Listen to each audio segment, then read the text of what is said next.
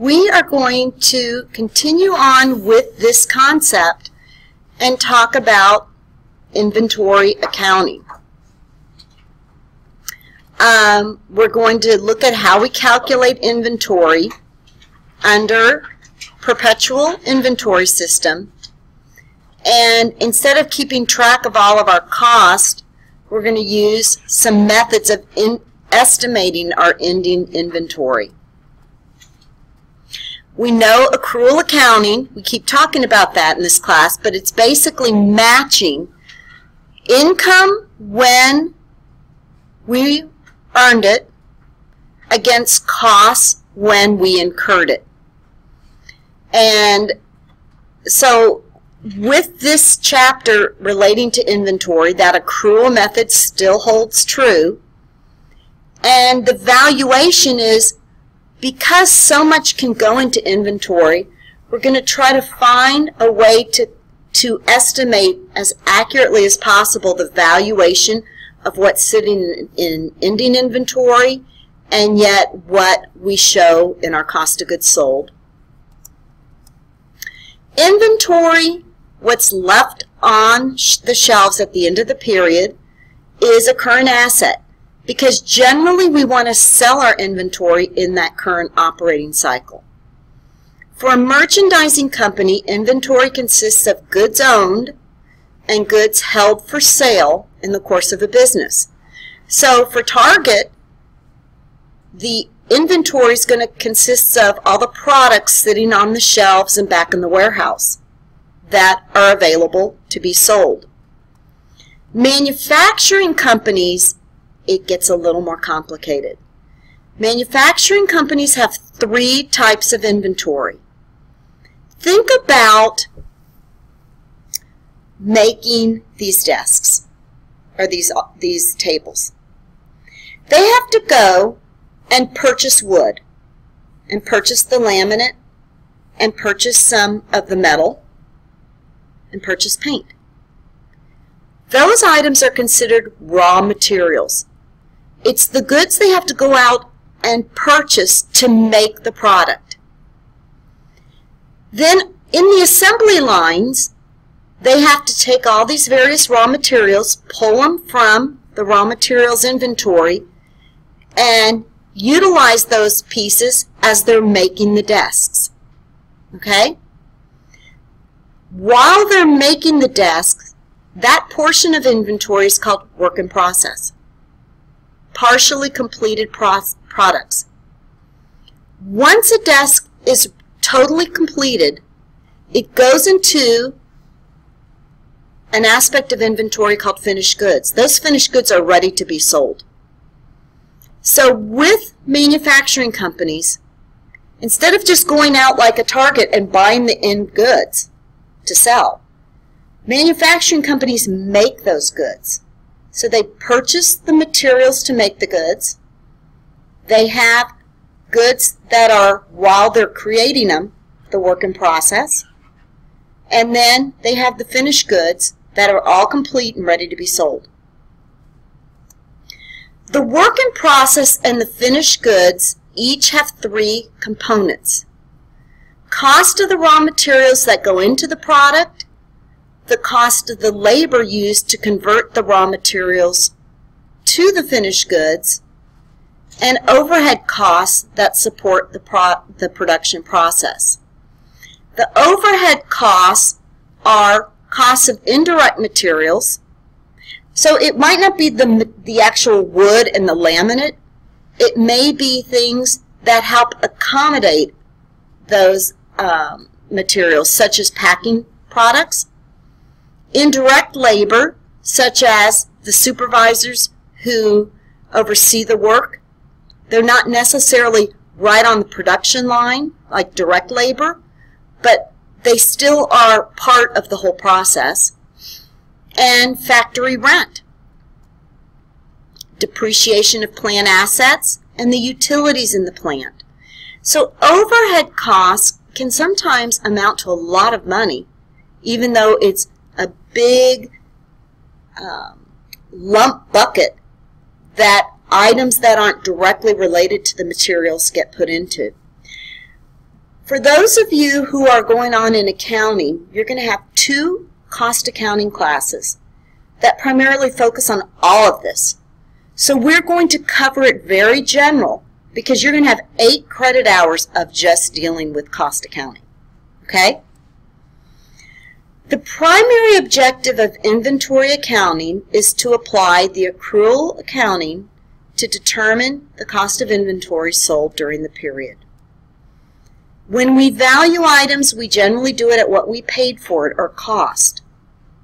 Inventory costs include what we pay for something, the invoice price less any discounts, any freight that we have to pay to get it there, any taxes, sales tax or tariffs, all the costs to get those materials to the location are all included in inventory. Inventory valuation depends on the prices of goods, which vary during the year. It'd be easy if our raw wood cost the same in January as it does in April as it does in December, but it doesn't always do that. Especially when we're dealing with commodities, they go up and down based on the economy. Gas. This is a great example just with gas. Have you guys noticed how the gas prices have just jumped up? They were like $2.12, a month ago. Now they're up at like $2.39. So can you see when you're working with companies and gas is a part of the cost of creating their product, how it can fluctuate and vary throughout the year. A company may have purchased identical lots of merchandise at different prices. Sometimes it's tough to tell which have been sold and which products are still in inventory. So we have to sometimes assume certain aspects to come up with the appropriate valuations and what's been sold, what's still available. Which of those products did we sell or did we use in our cost of goods sold, and what was the cost of them? It can get complicated. Because the assumed order of sale may or may not be the same as the actual order of sale, this assumption is already about the flow of cost rather than the flow of physical inventory. So we care more about the cost of things. Not necessarily did we use the latest piece of wood or the earliest piece of wood, as we care about the cost of that wood. Okay? Goods flow refer to the actual physical measurement of goods in the operations of a company. But cost flows refer to the association of costs with their assumed flows. So goods are, did the last good that got purchased is the first good we use, or is the oldest piece of wood the piece of wood we're using? That's all related to goods flow. We don't care so much about goods flow in accounting as we do about cost flows. Is the oldest piece of wood that we paid $3 a square foot for what we're going to show to be what was used in our cost of goods sold, or is that still sitting in our ending inventory? We care more about cost flow than we do goods flow. The assumed cost flow may or may not be the same as the actual goods flow. Sometimes it's preferable to use an assumed cost flow that doesn't bear any relationship to the goods that we used, because we might get better results of how our income really looks. Since merchandise inventory includes all items a company owns and holds for sale, the status of any merchandise in transit, whether the company is buying it or selling it, has to be looked at to see if it needs to be included in our inventory count. Think of this. When we have purchased some merchandise inventory, but we have to pay for shipping, when does title pass? Title usually passes when we get the goods for shipping. If we are purchasing merchandise inventory but the seller pays the cost of freight, we don't gain title to those goods until it hits our warehouse. So it's important for us to keep track of what products out there do we own that we have title to because we own them, and what goods out there do we not have title to because we don't own them yet based on the shipping. The same is true when we sell goods. Who's paying the shipping will determine when the title transfers to the buyer, the new buyer. Here's an example of merchandise in transit. We purchased goods from a seller's warehouse. The goods are being shipped to our nice boutique. If the terms are FOB shipping point, then at this location right here, the buyer owns the inventory. FOB shipping point means the buyer pays the shipping. If FOB destination is the means of shipping, then that means the seller pays for the shipping until it hits the boutique. So goods that are in transit, if it's FOB shipping point, that means the buyer owns those goods. If it's FOB destination, that means we don't own these goods while they're being shipped because we only transfer title when they hit our boutique. Does that make sense? So the shipping point, we own them at the warehouse. Correct. And we also pay for the shipping. Correct. Outgoing goods shipped FOB destination are included in the seller's merchandise inventory, whereas those shipped FOB shipping point are not. Incoming goods shipped FOB shipping point get included in the buyer's merchandise inventory, but those shipped FOB destination do not. At a time a company takes a physical inventory, it may have merchandise in which it does not hold title. Examples, goods we've sold but we haven't delivered yet. We're still going to have title to those goods. They're sitting in our warehouse. We haven't delivered them yet.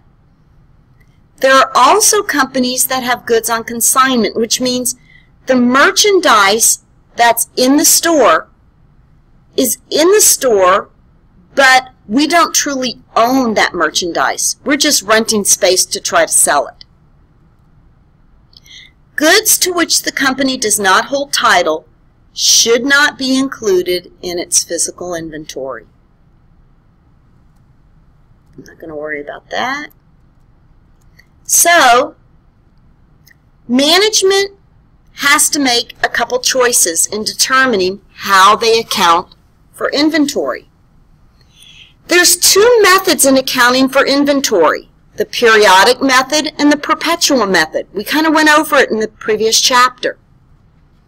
Then there's another thing we have to look at is the inventory costing method. Are we going to cost that inventory based on specific identification? Are we going to take an average cost of all of the goods? Are we going to use what we call FIFO, where the first goods that we paid for are the first goods we sell?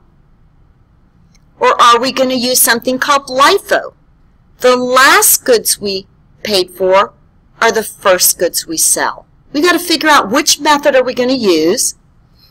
And then we have to create what's called a valuation method. We generally show valuation at what we paid for an item.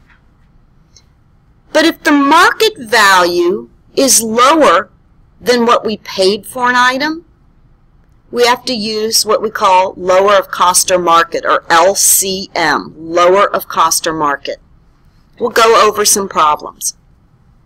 So we basically need these three items to determine what was sold during the period and what's sitting in our ending inventory. So, FIFO versus LIFO doesn't have to do with the flow of goods. It has to do with the flow of costs. So what I want to do is, here's a good example. This company, Boiling Company, has started the month with inventory 160 units at $10. Then on April 6th, they purchased 440 units, but they had to pay $12.50 per unit. Then on April 25th, they purchased another 400 units at $14 a unit. So they have available 1,000 units at a total cost of $12,700. But do you see how some units were at $10? Some units are at $12.50. Other units are at $14. So if we sold 560 units and we have left at the end of the month 440 units, which of these units did we sell? Maybe. Each company gets to determine that. Okay? So that's what we're going to learn about, is how we determine which cost do we assign to the ending inventory and which cost do we assign to the cost of goods sold. So what I want to do, I want to go to the book, and chapter 7, I want to look at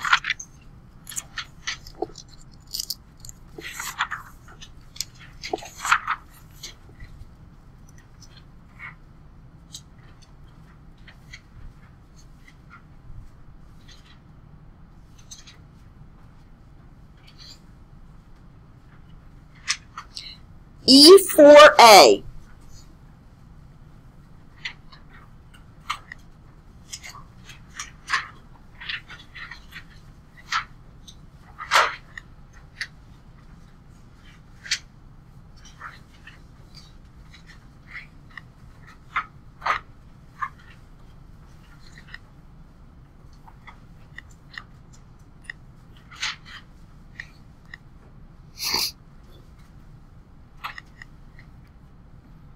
Okay, so E4A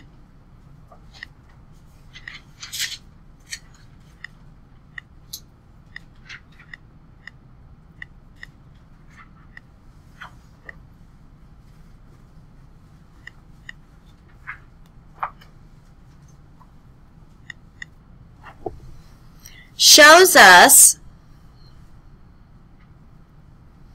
page 291, E4A,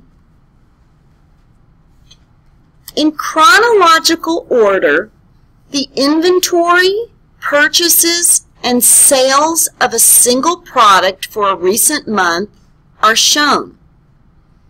We're going to use the periodic inventory system, and we're going to compute the cost of ending inventory, the costs of goods sold, and the gross margin.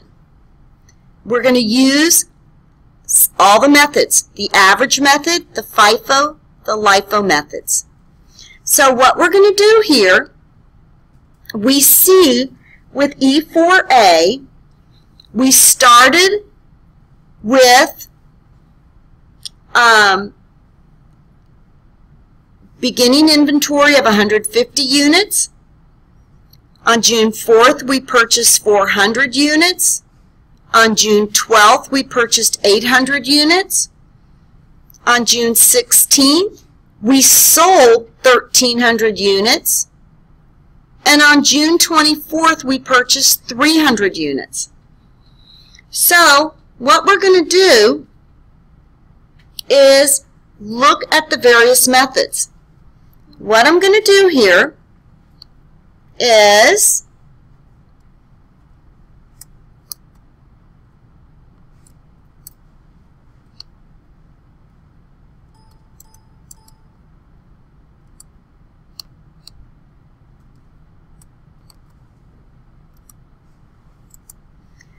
We're going to start with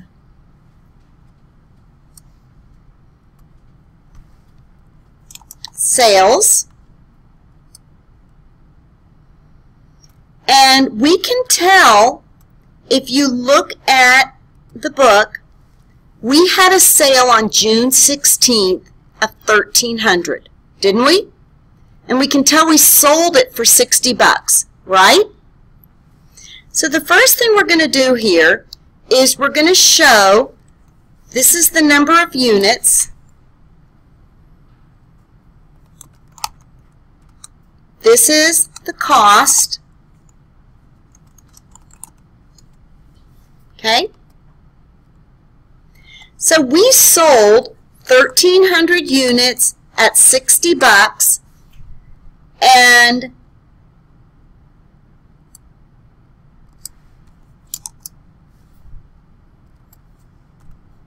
so, whoops, doesn't like my equal sign. I'm just going to type in equals. Okay? So we can do 1,300 units times 60. We sold $78,000 worth of product. Okay? This is the sales portion here. Okay? Now what we want to do is we're going to take the book, and we're going to start with our beginning inventory. We had 150 units at, the cost was 30 bucks a unit, didn't we? Here, 150 units at 30 bucks a unit. So I'm just going to create so we know what everything is. 150 units at 30 bucks a unit is 4,500. Then our purchases, we had 400 units at 33 bucks a unit.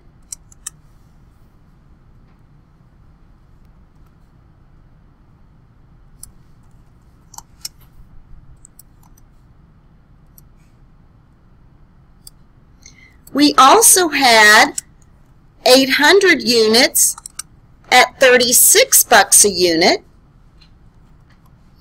Then we had 300 units at 39 bucks a unit. So what I'm doing here is showing everything that we have on hand here. These items in here are really showing what we started with, what we purchased throughout the period of time. Okay? So,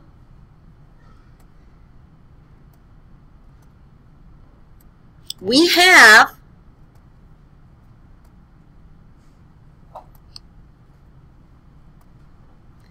how many units here? 1,650 units, and the cost of all those units are $58,200.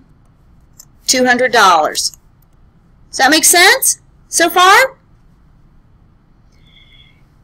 The first method we're going to look at relates to what we call the average cost method. Okay?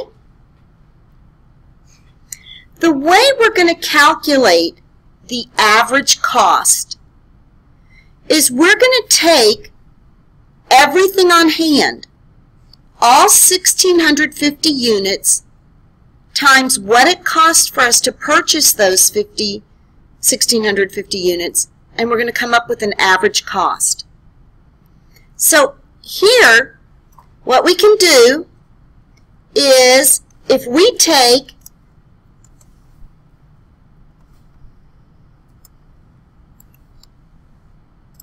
$58,200 divided by 1,650 units, we come up with $35.27 an average cost per unit. Does that sound right? So if we create under the periodic system, an income statement by average cost method, we're going to have sales of $78,000. We're going to have cost of goods sold because we sold 1,300 units, right? So our cost of goods sold, but using the periodic method, means what we have to do is show cost of goods available for sale, which is our $58,200, okay?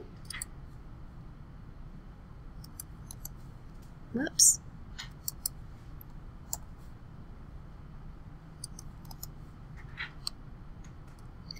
Then what we do is figure out what's sitting in our ending inventory. Less ending inventory. If we had 1,650 units available but we sold 1,300, what's in our ending inventory? 300. So our ending inventory will be 300 units times $35.27 a unit, right? Or it would be 350 times 35.27, or $12,345, right? Right? Does that make sense?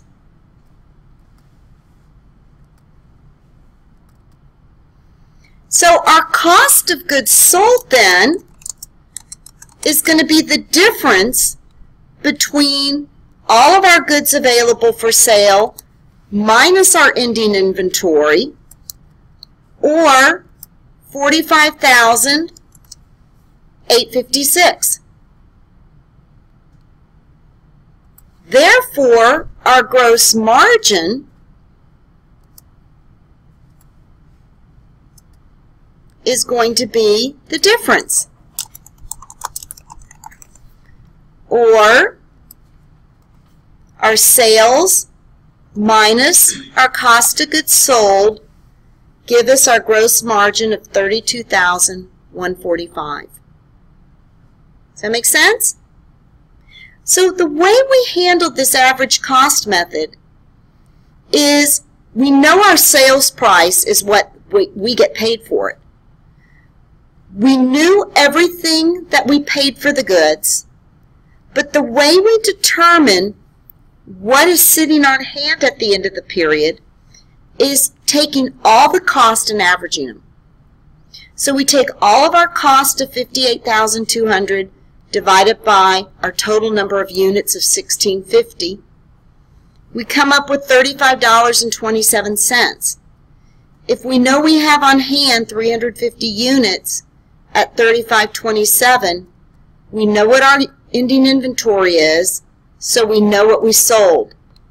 Now, using this method, guys, if we know we sold 1,300 units at $35.27, won't we still get $45,856? Does that make sense? Because everything's getting averaged.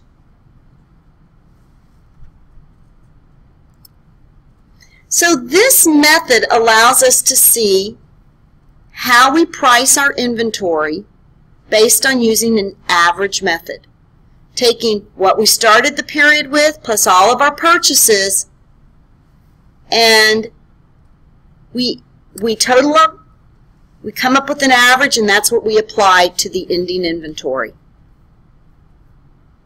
Now,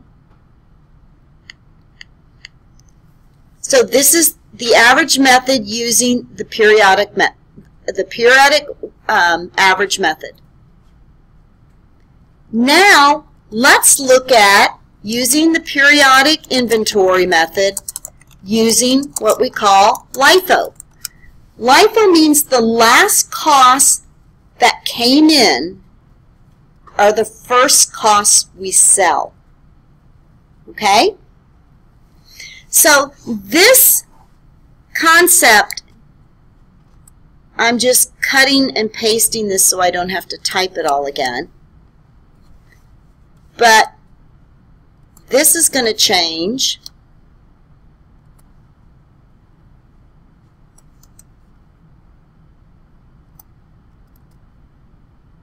So LIFO, let's talk about this. We do know that using LIFO, our cost of goods available for sale is going to be the same. It's $58,200, isn't it? See from up here? $58,200. It's going to stay the same. Actually, I'm going to just get rid of this so I can. $58,200 are our costs available for sale. But what we need to figure out is, using LIFO, what is our ending inventory? We know we have 350 units still available, don't we? So if, wait, I was supposed to do FIFO next, and I'm doing LIFO. Okay, let me do FIFO, okay?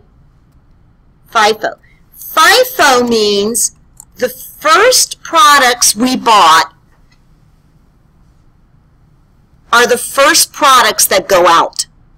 Okay? So if you think about it, if we sold 1,300 units, okay? Didn't we sell 1,300 units? If the FIFO means the first ones in are the first ones out. The first ones that we have in here are the first ones we sell. So these 1,300 units means we sold all of this 150, all of this 400, which is 550 now, right?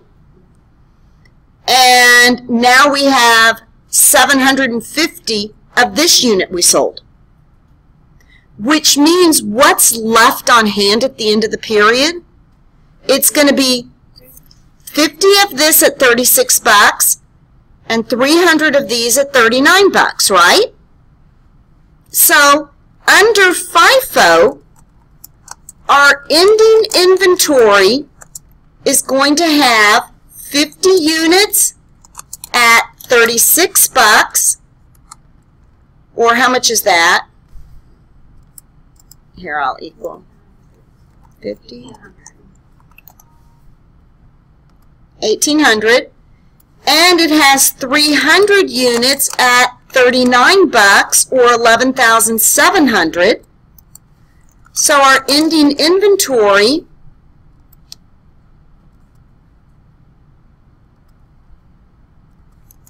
is $13,500, isn't it? So if that's $13,500, our cost of goods sold is everything else, or $44,700, which means our gross margin is going to be the difference, $33,300. That make sense?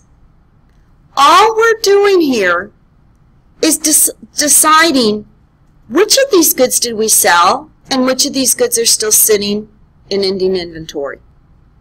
So using the FIFO method, the first ones in are the first ones we sell, which means what's at the end of the month is what's still sitting on hand. Does that make sense? Any questions on that? Now let's do it using LIFO. LIFO means that the last goods on hand are the first goods we sell. So if we sold 1,300 goods, units, does that mean we sold all 300 of these? We sold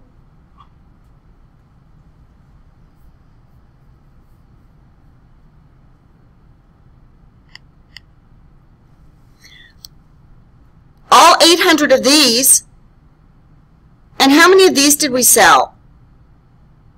200.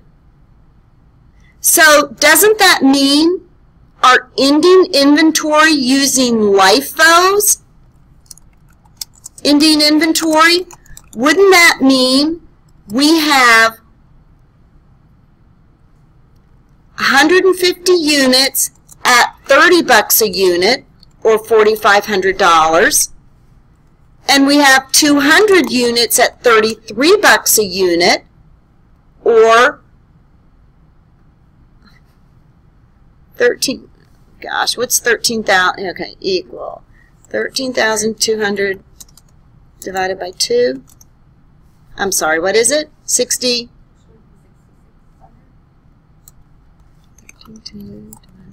6,600.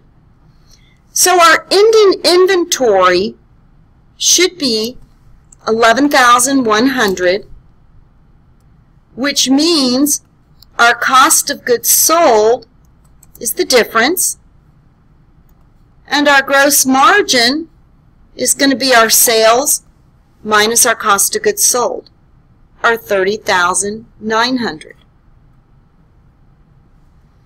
Do you see that based on the method we use, we're going to get different results? Your first result using the average method was a gross margin of how much? 32,135. What about using FIFO? What is it? 33,300. And what about LIFO? 3,900. Do you see how they're all different, but the average is in between? By doing the average, we're taking the highs and the lows and averaging them out. I have a question for the LIFO one. Why would you do the count the $300 purchase when it's after the sale date? Good question, because this is not perpetual. This is periodic. So remember, we don't keep track that it really wasn't here anyway. Okay. Under perpetual, we would. Yeah. Very good question. What was so confused?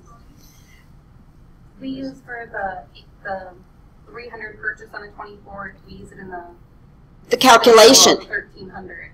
But the 1,300 got sold when? Got sale before the other one was purchased. Got purchased. But under this method, we don't care because we don't keep track of it. Do people, do a lot of businesses use this method? Or is it a certain kind of method? LIFO, if you look at large companies, they generally use FIFO. Oh. Generally, FIFO is used for most companies. The reason people would use LIFO is because if they want their income taxes lower, their net income lower, generally prices do this, they go up. So if you want to have less income, you're going to want to show in cost of goods sold the higher cost. Yeah. Okay. But most companies do use FIFO, and the companies are required to disclose it on their financial statements of what they use, and they cannot change it. If they change it, they have to have a reason and they have to disclose it. Because once you begin a method, you have to continue with that method unless you have a reason to change it. Because, again, it's important to be able to compare one year to the next. If you go from FIFO to LIFO, your numbers aren't going to make any sense. Consistency is the key to compare it. Does that make sense? So do you see how under one method you have a lower net income or gross margin than you do under another method? It will all even out eventually. But from year to year you need to stay consistent. The average method is going to keep things pretty smooth sailing along for everybody. Okay? Does that make sense? Now, let's look at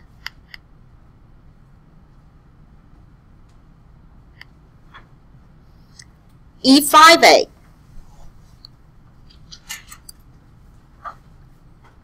How are you guys doing so far?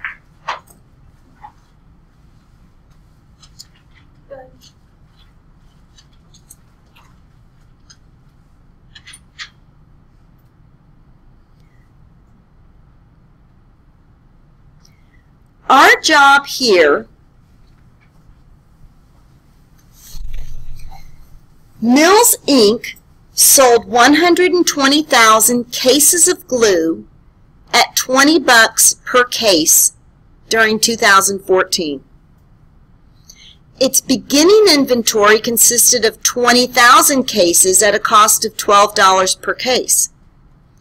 During 2014, it purchased 60,000 cases at $14 per case, and later 50,000 cases at $15 per case. Operating expenses were $550,000, and the applicable income tax rate was 30%. Using the periodic inventory system, compute net income using the FIFO method and the LIFO method for costing inventory. Which alternative produces the larger cash flow? So what we're going to do here, I'm going to go back.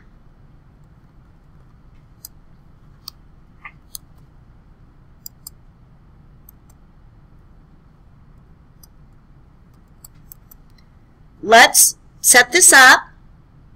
I'm going to have a category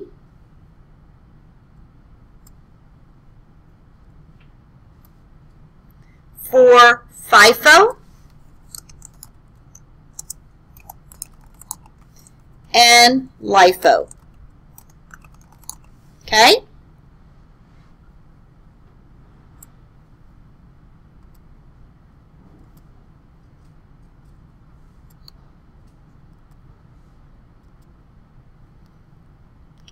Okay. Sales, no matter which method we use, are going to stay the same. What were our sales? Oh. How many units were sold?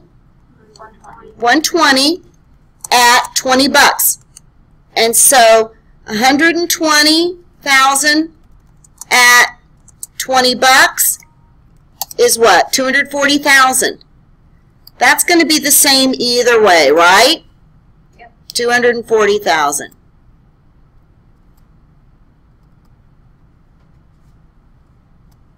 Okay?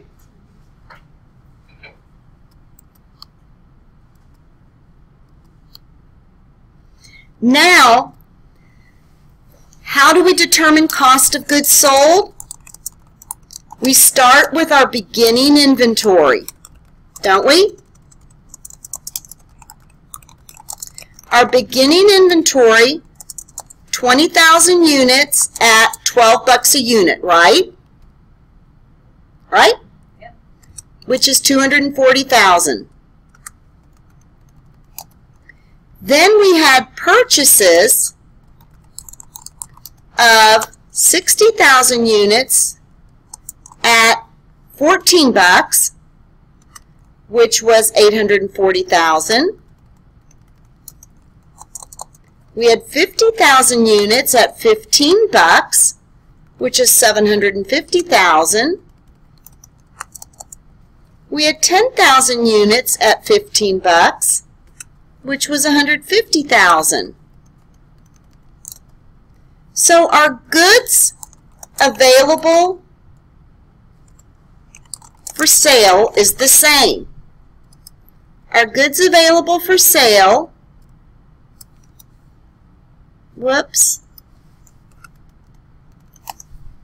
are 1,980,000, aren't they? But under FIFO, our ending inventory is going to be different than under LIFO. We sold 120,000 units. We had available 20, 80, 90, 140,000 units. What does that mean our ending inventory is?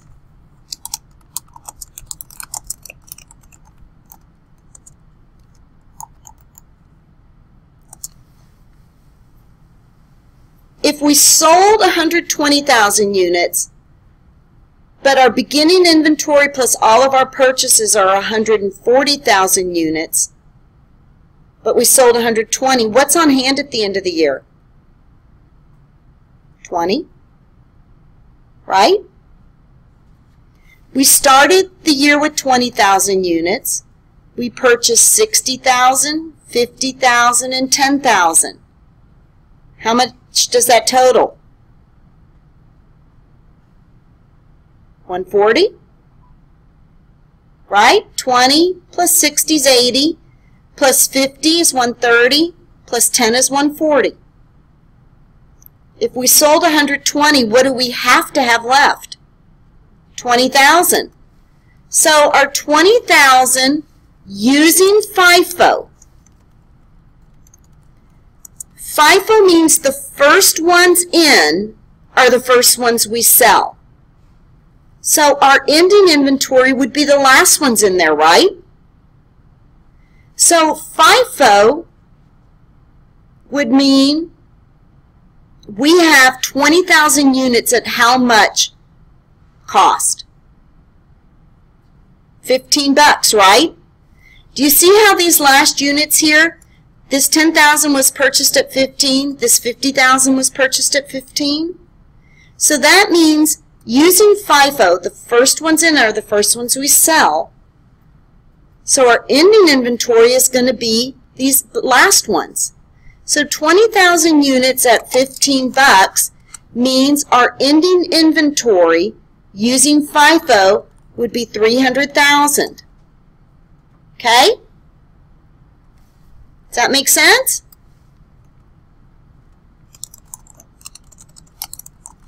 Cost of goods sold using FIFO would mean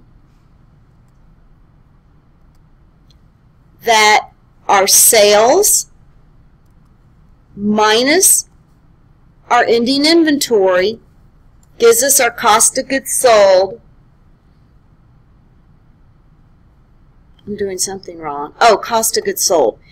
That would equal our goods available for sale of 1,980,000 minus our ending inventory, or 1,680,000, right? Our gross margin is our sales minus our cost of goods sold, or 720,000, right? Sales minus our cost of goods sold give us our gross margin. Okay? That makes sense? Yep. Now let's take this using, instead of FIFO, let's do LIFO. Under LIFO, the last ones in are the first ones we sell. So if we do LIFO, which ones are sitting in ending inventory? 20,000 at $12, right? Or 240,000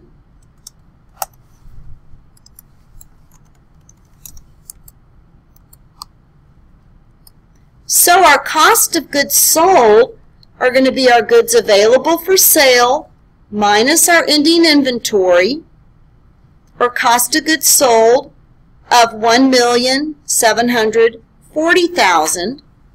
Our gross margin will be our sales minus our cost of goods sold, or gross margin of 660,000. Now our operating expenses are going to be the same no matter which method we use. Income before income taxes.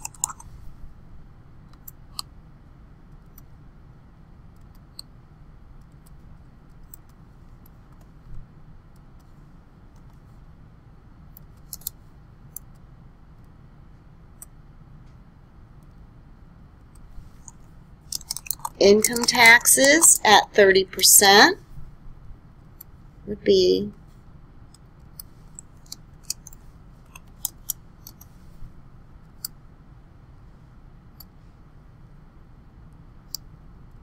net income.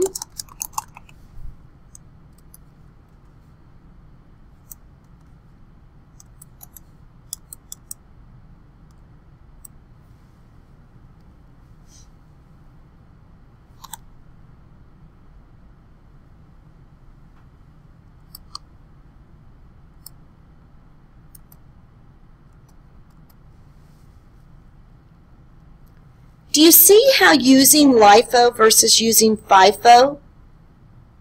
Our net income using LIFO is $77,000, where our net income using FIFO is $119,000.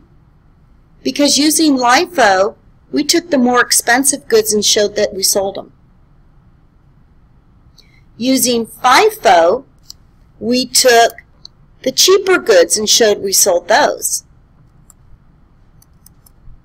Right?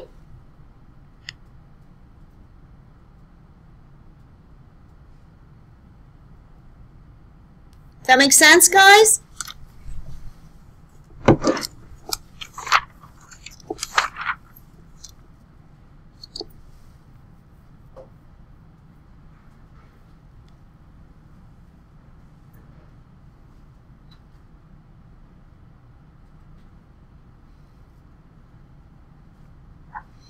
So, when you go and do problem 2, you're basically going to be doing this. Okay? You're going to basically, based on the periodic method, compute the cost of goods sold for those methods. Compute the cost of ending inventory for wood for fun on April 30th and May 31st using the average cost method. In addition, determine cost of goods sold for April and May. Compute the cost of ending inventory on April 30th and May 31st using FIFO. And then you're going to do it using LIFO. I am going to create a lecture for you, just in case you get overwhelmed. You can walk through it with me, okay? Any questions on this? How are you guys